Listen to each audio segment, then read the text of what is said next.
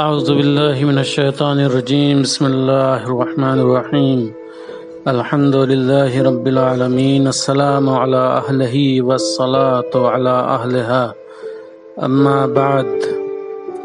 موضوع سخن محرم کا چاند۔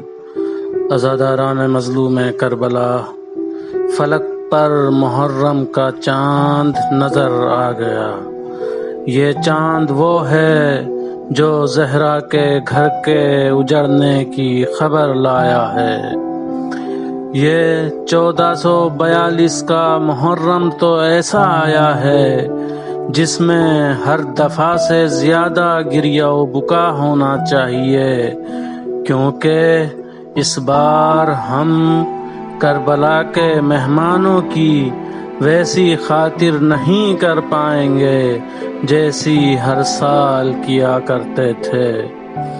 امام رضا علیہ السلام فرماتے ہیں، جب فلک پر محرم کا چاند نظر آتا تھا تو میرے بابا کے چہرے کی مسکان ختم ہو جاتی تھی اور پورے عشرے میں گریہ و بکا کرتے رہتے تھے، اور روز عاشور میرے بابا کی ایسی حالت ہو جاتی تھی کہ بیان نہیں کر سکتا۔ میرے بابا کی زبان پر مستقل یہی جملہ آتا تھا، آج ہمارے جد حسین شہید ہو گئے، اور یہ کہہ کر دہاڑیں مار مار کر روتے تھے۔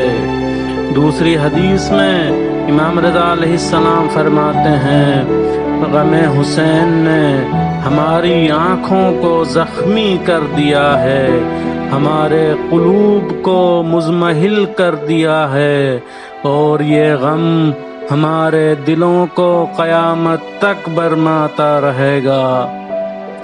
اگر ہمیں اہل بیت اطہار کی پیروی کا دعویٰ ہے تو عزائے حسین میں بھی ان کی پیروی ہونی چاہیے، اور کم سے کم عشرے تک ہمارے لبوں پر مسکان دکھائی نہیں دینی چاہیے، کیونکہ ہم اس گھر کے عزادار ہیں جو صبح سے عصر تک پورے کا پورا گھر اجڑ گیا۔ انا للہ و انا الیہ راجعون۔